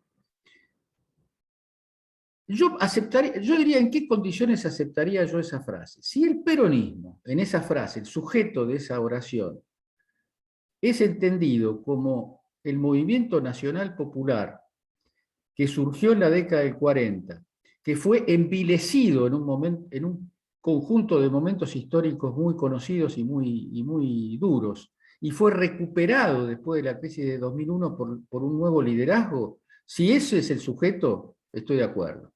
Ahora, si con ese sujeto se resume un local, una burocracia, un escudo, quiero ver quién lleva el escudo, quiero ver quién habita el local, quiero ver quién está. Porque Una vez que el movimiento se desarrolló, tuvo éxito, galvanizó a un pueblo, después todo el mundo es lo que decía el relato el relato que escuchamos recién, de Perón diciendo, bueno, ese 40% es esto, el 30%, peronistas somos todos. Porque una vez que el movimiento triunfa, el vocabulario del movimiento se convierte en el vocabulario de todos. Ahora, en la lucha política por objetivos concretos, nosotros no podemos dejar de ver que en el interior del movimiento peronista, entre los años 2015 y 2019, se desarrollaron determinadas actitudes, determinados fenómenos que, entre otras cosas, llevaron al catastrófico endeudamiento de este país vía la aprobación del acuerdo con los buitres. Ya que estamos entre compañeros y nadie va a decir que nos estamos ofendiendo entre nosotros, estas cosas hay que decirlas. Por eso, yo estoy de acuerdo con la frase, el peronismo es el corazón. Yo diría que es el cristinismo, pero pongámosle el peronismo, para ser más amplios, porque puede haber peronistas que no reconozcan el liderazgo de Cristina y que en esta etapa estén dispuestas a acompañar. Entonces está bien, el peronismo es el núcleo orgánico del Frente de Todos, pero no bajo la etiqueta y las formas, sino bajo las esencias y los contenidos, bajo la recuperación, no de este caso de Cristina, sino de una historia que no hay mucha duda sobre cuáles fueron las banderas históricas, cuáles son los sectores sociales beneficiados, cuáles son los símbolos, las cosas de las que no se puede el pueblo separar. Eso por supuesto que es el peronismo. Ahora, no dejar de distinguir entre eso y estructuras, instrumentos y herramientas que juegan a veces en esa dirección y a veces no. ¿Quién lidera lo de la movilización de la economía popular? Yo creo que nosotros estamos muy bien ahí. Que ese fue no se habla mucho de eso, pero en un momento dado, especialmente en la última etapa del último gobierno de Cristina, las movilizaciones de los sectores de la economía popular, no digo que eran hegemonizadas, pero había una influencia enorme de sectores profundamente anticristinistas. Ahí estaba, en esa época, de Barrios de Pie libraba una batalla intensa contra Cristina. Y ahora, por lo menos provisoriamente, todo eso juega bien. Y Grabois está adentro, y está adentro lo que quedó de Barrios de Pie. Y eso es bueno, pero no tanto por los sellos, sino porque ahí hay un alma, a mí me parece muy significativo, muy sintomático que sea la primera gran movilización después de la pandemia, que esos sectores hayan salido a la calle antes que otros sectores, porque ahí hay un llamado de atención de que nosotros solemos tener el juicio sobre cómo vive el pueblo argentino, cómo piensa y cómo actúa a través de un sector chico de la sociedad. Y ese sector, desgraciadamente, por los fenómenos de descomposición social que se han ido agravando, es un sector muy numeroso y aparentemente, por suerte, muy potente y muy significativo. Bueno, tangencialmente voy a decir que me alegra mucho que Juliana Di Tulio vuelva al Congreso, que me alegra mucho que Tayana vaya a Defensa, que me parece que es un signo muy bueno. Es un signo muy, muy bueno, porque estaban las especulaciones como a Rossi se había hecho amigo de Alberto, y entonces a Rossi lo puso Alberto, ahora a eso le corresponde a Alberto. Y ahí está el límite de los escribas que creen conocer todos los secretos de las oficinas y de los despachos oficiales, y se encuentran con ciertas lógicas que no esperaban, porque de tanto que se acostumbran en algunos casos a burocratear la política, pierden de vista fenómenos. Y uno de los fenómenos que ocurrió, y que no solamente ellos, sino también nosotros tenemos que tener en cuenta, es que lo que antes era una hostilidad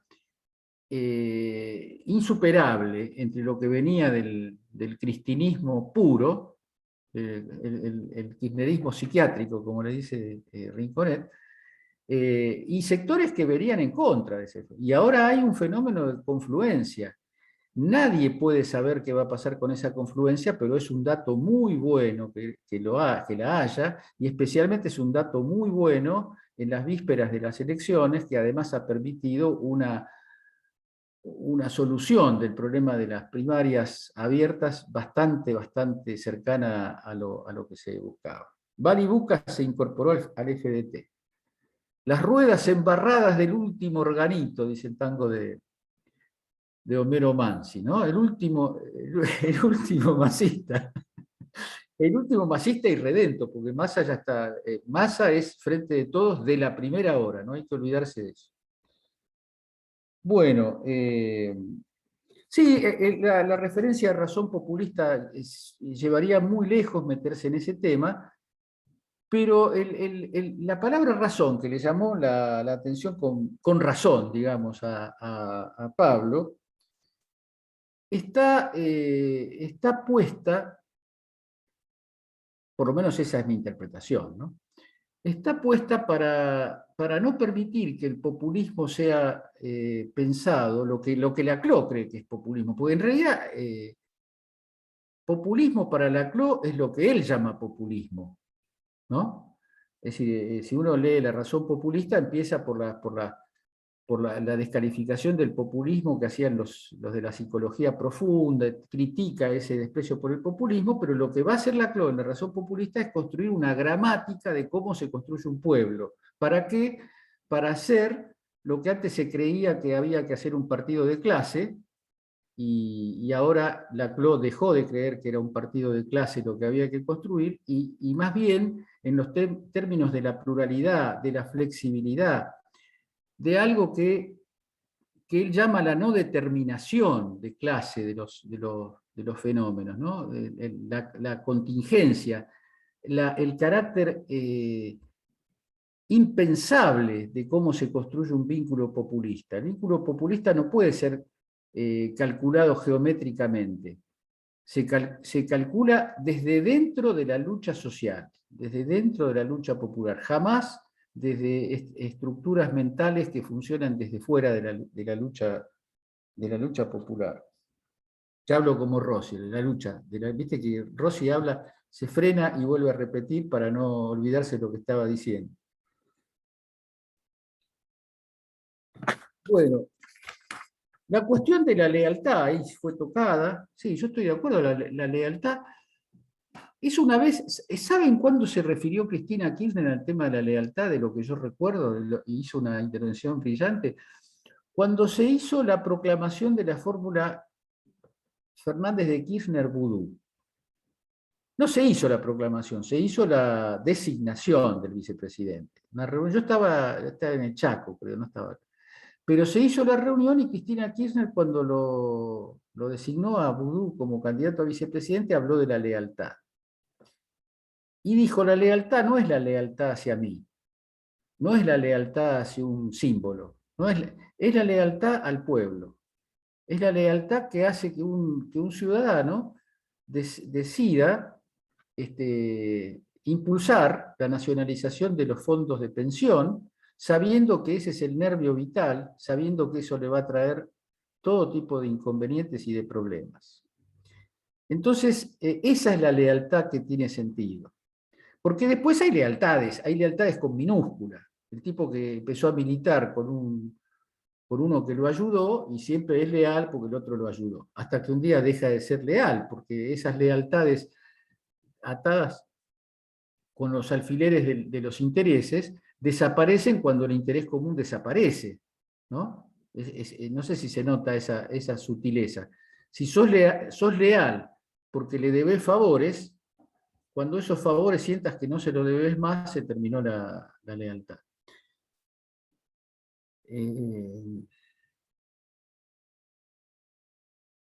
¿Cómo? Hay una pregunta que la acabo de pispear. ¿Cómo sigue este asunto? Porque es Hernán. ¿Qué pasa de acá en adelante? Porque hasta ahora pasamos una prueba importante que es, vamos juntos a la par, vamos juntos a las elecciones. Ahora, la pregunta por qué va a pasar por esto es como todas las preguntas sobre el futuro en la política. El futuro en la política, si hay algo que tiene la nueva, yo llamaría la nueva mentalidad del mundo popular, del mundo revolucionario, si se quiere, ¿no? Ya que lo nombramos a Laclau, es el reconocimiento del carácter contingente de la historia, de la vida, de la política en particular. Lo más que podemos saber es cómo vamos a actuar. Y eso tampoco está muy claro, ¿no? Porque al no aparecer el escenario constituido, estoy pensando en el escenario postelectoral, yo creo, ahí coincido muy fuertemente con Amado, para nosotros el día siguiente de las elecciones es un capítulo muy importante, ¿no? No porque haya que barajar y dar de nuevo y nada de lo que hicimos en este periodo tenga sentido, pero según el resultado de las elecciones, va a haber un mandato popular, va a haber una decisión popular que esperemos que sea favorable, y ahí es donde hay que renovar el contrato de la unidad. Es un nuevo contrato, es el mismo contrato pero con cláusulas nuevas, porque vamos a suponer, hago un pequeño llamadito, yo no me quiero enganchar con las teorías del optimismo así iluso en relación a la pandemia, ¿no? No me quiero enganchar. Pero vamos a suponer por un momento que efectivamente, porque tampoco el hecho de no tener un optimismo iluso no quiere decir no tener optimismo. Si la vacuna se cumple el proceso de vacunación, se hace satisfactoriamente, algo mejor vamos a estar, por lo menos. Entonces, vamos a tener, como ya de hecho ocurrió este fin de semana, la posibilidad de estar en la calle. Vamos a tener la posibilidad asamblearia, no por esta vía exclusiva. Yo creo que el Zoom va a seguir siendo una herramienta muy, muy importante, entre otras cosas porque, qué sé yo, dentro de 2 días yo me voy a Mar del Plata a participar en una reunión de dirigentes de Mar del Plata, y otro día estoy en no sé dónde, y eso va a seguir estando. Pero el verse las caras, el tocarse en la plaza pública es un elemento de orden espiritual que es cualitativo. Entonces, quiero decir, el día siguiente al resultado definitivo de las elecciones en noviembre es un día de mucha importancia estratégica. Primero, porque vamos a ver cómo salen las elecciones, pero en el caso de que sea un triunfo claro de la fuerza, se vuelve a plantear el problema ahí sí, el problema de cómo seguir. Y el cómo seguir no es abstracto, sino con las demandas, con las cuestiones de la distribución del ingreso, con la cuestión de la resolución del tema del Fondo Monetario Internacional, que no es solamente un problema exterior, que es un problema de cómo va a estar el Estado argentino en las próximas décadas. Es un problema muy complejo y que hasta ahora no tiene ningún viso de claridad en cuanto a su resolución. Pero el cómo sigue, eso es la lucha. El cómo sigue es la lucha. Y el gran esfuerzo va a ser desplegar la discusión política sin facilitar maniobras rupturistas, porque vamos a tener todos los cañones, como las tenemos ahora, ¿no? Todos los cañones están puestos a lograr quebrar el frente. Si logran quebrar el frente, van a crear un problema de difícil solución. Ninguno de los sectores internos del frente, ninguno de ellos tomados individualmente, está en condiciones de desarrollar una política exitosa de gobierno, y más bien una ruptura es el comienzo del fin. Y creo que hubo menciones a esto, si no las hubo, las agrego. Hay que aprender mucho del periodo 73-76, ¿no? Hay que aprender mucho de ese periodo, sobre todo en el problema de la relación de Perón con el movimiento peronista y los cuestionamientos que se fueron sumando a Perón, por derecha y por izquierda, y que terminaron en una encerrona y en una derrota. Cuando el gobierno de Perón, de lo cual no se habla mucho, generalmente cuando se habla del peronismo se habla del primer peronismo, pero fue el gobierno del control de precios, fue el gobierno de la recuperación salarial, fue el gobierno de las relaciones exteriores con Cuba, fue un gobierno en muy poco tiempo de vida que tuvo Perón, desde que asumió la presidencia hasta que se murió, hubo un cambio cualitativo de la política argentina. Y después ocurrió lo que ocurrió porque había sectores que lo procuraron desde el primer momento, y porque hubo infantilismos políticos en sectores que creyeron que ya habían hecho la revolución, y que Perón era un instrumento de su propia revolución. De esas cosas también hay que estudiar, aprender, porque no es que el futuro va a reproducir al pasado, pero conocer el pasado es una buena herramienta para moverse en el futuro. Bueno, sigamos, si quedan cosas para decir, se dicen, porque tenemos 15, 20 minutos más. Más no, porque tengo algunos compromisos. Bueno, no sé, Jorge, si tenés alguna inquietud para plantear, si no, podemos abrir un mini espacio para alguna otra cuestión que haya quedado. Yo le daría prioridad a los que hicieron preguntas y yo los pasé por el costado, ¿no? Si alguien considera que una pregunta fue demasiado pasada por alto y la considera importante, la podemos revisar. Bueno, me parece que Karina quería hacer una pregunta. En realidad no sé si una pregunta o una aclaración en relación a la pregunta que había hecho, pero bueno, te doy micrófono, Karin. Bueno, no, una pregunta que no tiene que ver, digamos, Edgardo, no estoy segura si me contestaste la pregunta sobre el líder y si pueden haber dos líderes. Y sí. No te la contesté. No, está bien, esa me había quedado ahí en la... Yo creo, bueno, a ver, el líder es uno. Estamos hablando, la definición de las cosas que estamos haciendo tiene que ver con una estructura de pensamiento. Porque, qué sé yo, acá en el barrio hay un montón de líderes, de pibes que se bancan a la policía y qué sé yo. O sea, la palabra líder, no puede haber un solo líder, siempre hay más de un líder.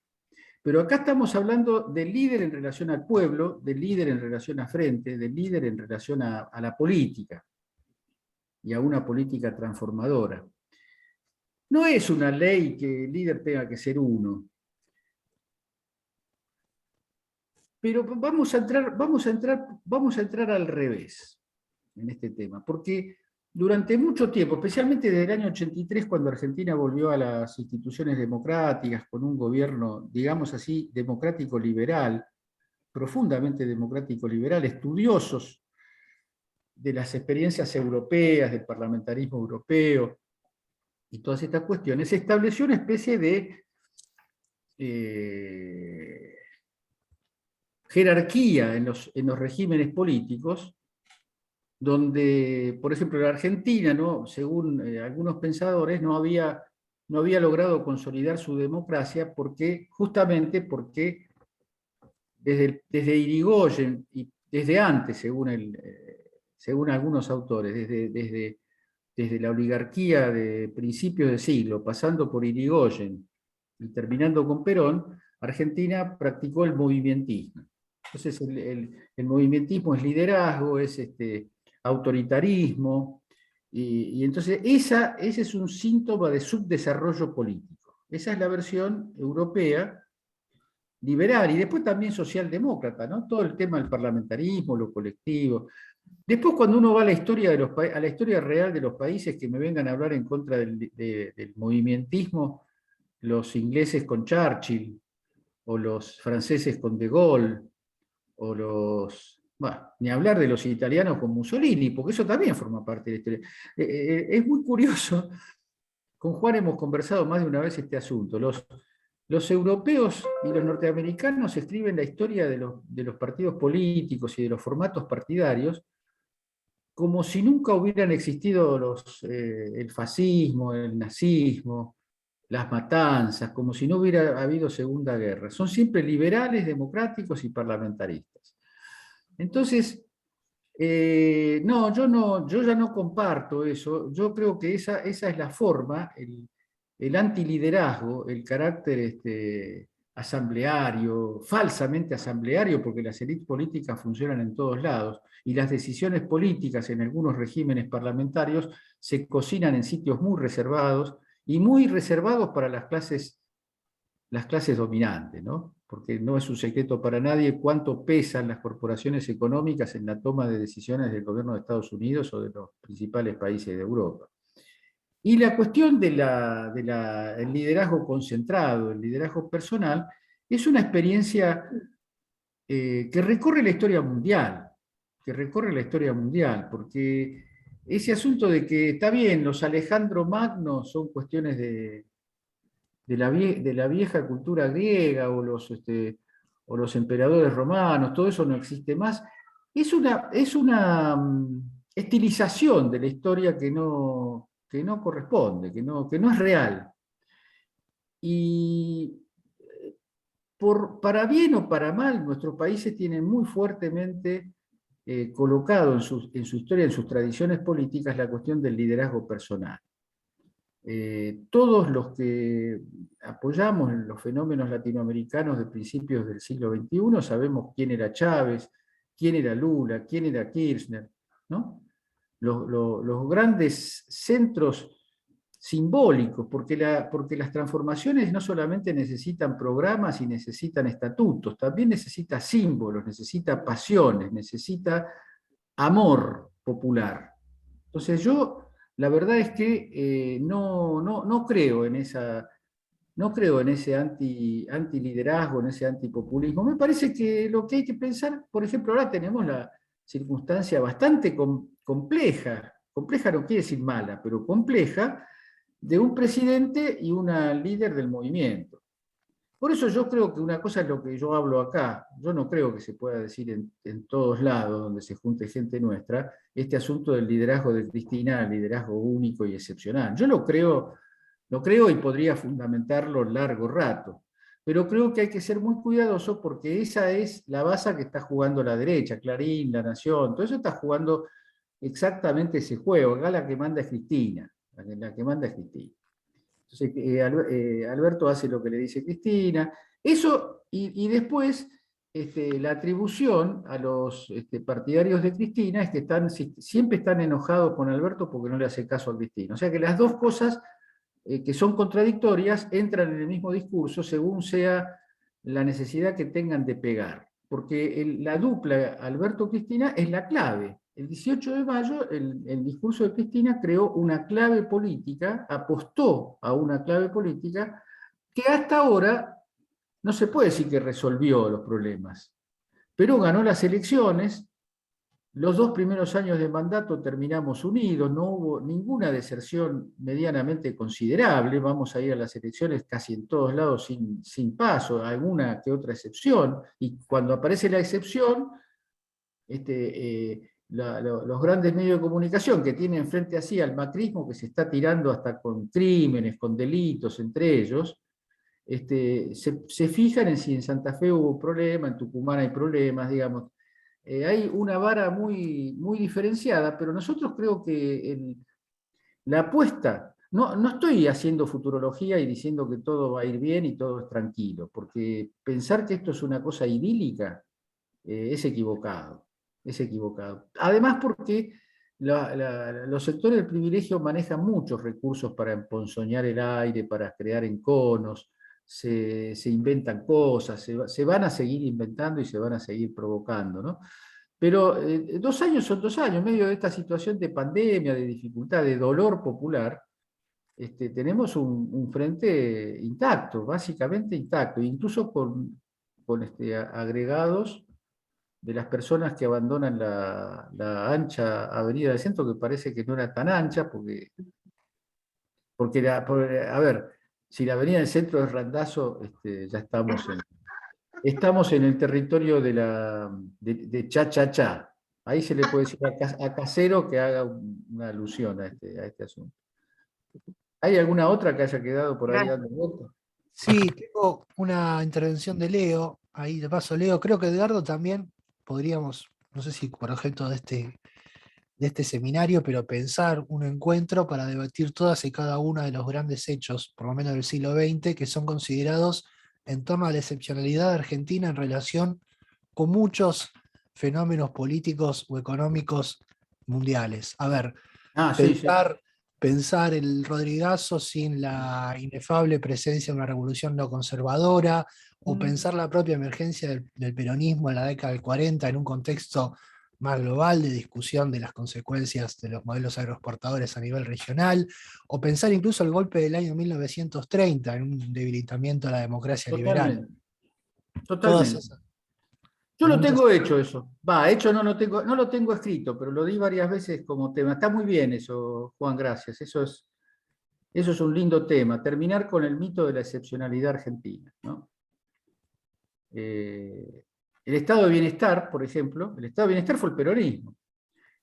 Lo que pasa es que nosotros tenemos una formación académica tan cipaya, que vos decís que el peronismo fue un estado de bienestar y te miran con cara rara. El estado de bienestar era Francia, Alemania. Y no, fue uno de los estados de bienestar más radicalizados el peronismo. Justamente por ser un país con niveles de desigualdad y de explotación. Bueno, con solamente pensar lo que era el trabajo en la década del 30 en Argentina, en una década próspera además, una década donde el país crecía bastante bien. Está bueno eso, está buena esa propuesta, ¿eh? Bueno, la sumamos y bueno, viendo que ya quería darle la palabra a Leo y bueno, ya más que nada en las últimas aproximaciones al encuentro de hoy, porque bueno, veo que también varios compañeros se van retirando, así que Leo, te paso la palabra. Ay, justo te silencié, perdón. Ahí te estaba dando el micrófono y te volví a silenciar. Ahí está, adelante, habilitate, ahí está.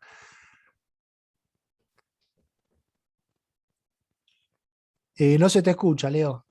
¿Me escucha? Ahí ¿No? está, ahí está. Ahí está. Bueno. No, Edgardo, quiero hacer esta acotación. Edgardo habló de que en su barrio hay muchos líderes. Entonces, tal vez lo mío es muy elemental, pero te pregunto la diferencia entre liderar y conducir. Porque por ahí estamos hablando de otra cosa, ¿no? Es decir, el conductor puede tener varios líderes alrededor, ¿no? No lo sé. Solo eso. No lo sé. Yo lo que quise decir, no quise entrar en una diferencia entre conductor y líder, porque creo, no la conozco la diferencia, porque Perón era conductor y era líder, Cristina era conductora. Las cuestiones de orden semántico demasiado finas nunca me produjeron mucha atracción, pero lo que quiero decir es que uno cuando habla de la política, habla del populismo, habla de la construcción de un pueblo, está hablando de un líder en un registro. Después están los líderes políticos, porque los líderes sociales también en última instancia son líderes políticos de otros niveles más intermedios, pero Argentina además es un pueblo, un país con un alto nivel de organización, Sindicatos, los sindicatos son una excepcionalidad mundial hoy prácticamente. Junto con algunos países de la Europa desarrollada, Argentina ha conservado un esqueleto sindical, con todas las críticas que pueda merecer en distintos aspectos, muy alto. Entonces, quiero decir, hay muchos líderes, pero cuando estamos hablando de líderes en la conversación sobre pueblo, antipueblo,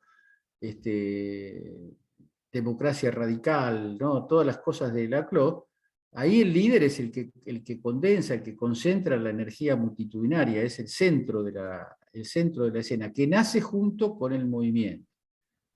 No es que el movimiento se arme y después votan a ver quién es el líder. Y eso es universal, porque vos agarrás Chile, en Chile se formó un partido, de hecho, aunque sean muchos partidos chiquitos y distintos, en los que estuvieron al frente de las movilizaciones. Esos son los líderes. Y después habrá un proceso de decantamiento para ver cuál de esos líderes tiene que ser el que exprese al conjunto en una bueno, ya se hizo en una medida, ¿no? en una contienda electoral. Y después habrá que comprobar la madera del liderazgo, porque el liderazgo no es un momento electivo donde te eligen líder y vos ya sos el líder. El liderazgo o se reproduce y se actualiza todos los días o se pierde. Y en la política no hay lugares vacíos. Lo que pasa es que hay liderazgos, qué sé yo, el fenómeno de Néstor y de Cristina, o el fenómeno de Hugo Chávez, o el fenómeno de Lula, son fenómenos de una densidad, de una potencia que los distinguen de otros fenómenos. Después están los líderes de ellos. Bolsonaro es un líder de ellos, ¿no? Ese también es el asunto. Las mismas categorías lacloianas que sirven para hablar de nosotros se pueden usar para hablar de ellos. ahí entras en una serie de aporías, de lugares difíciles de transitar. Pero yo reservo la idea del líder para mantener el concepto de lo que estamos hablando. Es decir, estamos hablando de una nueva teoría, de una nueva gramática de los procesos de transformación popular y revolucionaria. Que en lugar de partidos cohesionados, sólidos y burocráticamente densos, lo que aparece en la escena, lo que aparece en la gran escena revolucionaria de América Latina, no de ahora, de estos últimos años, sino de todo el siglo XX, ¿no? Porque Fidel Castro no es el emergente de una votación a ver a quién ponemos al frente del Partido Comunista. Fidel Castro ni era comunista, ni tenía ninguna intención de serlo. Fidel Castro fue el dirigente militar, político-militar de la revolución.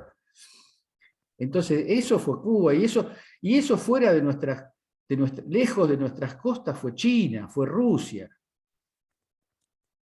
A Lenin lo elegía el Comité Central, pero cuando el Comité Central se ponía a votar, ya todo el mundo sabía quién mandaba. No hay esa especie de origen electoral de abajo hacia arriba en términos excluyentes, no hay. Hay presidentes y primeros ministros, pero confundir eso con el liderazgo es riesgoso. Se puede decir la líder alemana Merkel. Bueno, está bien. Del momento que ganan las elecciones, el líder. Por eso las palabras son a veces ambiguas. Las palabras tienen un significado según el sistema lingüístico en el que aparecen. La palabra líder la puedo decir. El líder de Independiente es Romero, el número 9. No lo digo para mortificarlo a Juan, sino porque estoy dando un ejemplo como cualquier otro, ¿no? Pero es el líder, es el tipo, un buen jugador y dicen que es el líder. No, eso incluso no es así. El líder en el fútbol es el tipo más pesado, el que se banca toda. Se usa la palabra líder para infinidad de cosas, pero en el juego del lenguaje en el que estamos involucrados nosotros, líder es esto. ¿Sabes por qué es importante eso? Porque si las palabras se usan se usa la misma palabra en distintos registros lingüísticos, no se entiende nada, se arma un batuque. Es cierto que es un poco esquemático, es decir, el líder tiene que estar referido a esto, es un momento de surgimiento de un nuevo movimiento, surgimiento de un enamoramiento, como decía Alberoni. Entonces ahí hay un líder. Puede ser un líder político, también puede ser un líder religioso, ¿no? El Papa Francisco es un líder religioso, no solo porque es Papa, ¿no? Ahí hay un caso interesante, porque los papas son siempre líderes de la Iglesia Católica. Lo eligen, se hace el Sacro Consejo Cardenalicio, lo eligen, a partir de lo eligen es el líder. Pero esa es una acepción. La otra es cómo vamos un día a estudiar qué hizo y cómo hizo nuestro compañero Bergoglio para hacerse elegir papa, y ahí nos vamos a dar cuenta que no era solamente líder porque ganó el Consejo Cardenalicio, sino porque tenía una capacidad para hacer política y para convencer, tenía y tiene, ¿no? Para convencer y conducir tipos que cualquiera diría que era peronista, digamos. Bueno, yo me voy a tomar el atrevimiento de cortarlo a Edgardo, de contarles que el tiempo se nos acabó, que muchos tienen algunos compromisos, especialmente Edgardo, así que vamos a ir terminando el encuentro. Les dejamos pendientes, seguramente cerquita hoy o mañana les estamos mandando la grabación de hoy, y a mitad de semana Edgardo nos va a mandar algún texto como para orientar en el tratamiento de la próxima clase, y los esperamos a todos el lunes que viene. Una cosita, Jorge. Yo creo que todos comprendemos que nosotros vamos con una idea general de curso, que fue explicitada, están las páginas que hay que leer, pero yo quiero solicitar de ustedes la flexibilidad para que el curso también, por iniciativa nuestra, vaya tomando caminos que por ahí no estaban previstos, porque son más interesantes que los que en algún momento se previeron. A lo mejor hay algunas páginas que no están planteadas a leerlas, que ahora hay que leerlas. porque la dinámica, a mí no es que lo hicimos con toda deliberación, pero una reunión como la de hoy es una reunión muy útil, porque no es unilateral. Todo el mundo dice cosas, algunas quedan, otras sobrevuelan, se vuelven a plantear, y me parece que eso es, no me sale la palabra, desde el punto de vista educativo, no sé, bueno. Muy valioso, por cierto. Es valioso porque es afrontarnos un grupo de compañeros que no nos conocíamos, ahora que nos conocemos. Y ahora que nos conocemos, hacemos algunas cosas que estaba previsto hacer y otras que no estaban previstas hacer. Y dejamos de hacer algunas que estaban previstas, pero nos parece mejor dejarlas. Me parece que eso es, lo quería decir porque esto tiene, ustedes se dan cuenta que no es una cosa que le presentamos el primer día un programa y de lectura de acá a acá, porque eso no es el sistema, no es el sistema nuestro, esto no es un curso universitario, no tiene esa pretensión. Es un modo de consolidar la militancia de todos y cada uno de los que estamos aquí. Les mandamos un gran abrazo a todos y nos encontramos el lunes que... Bueno, ahí habilito. Chao, un saludo. Hasta el lunes. Muchas gracias por todo. El lunes por todo. Gracias.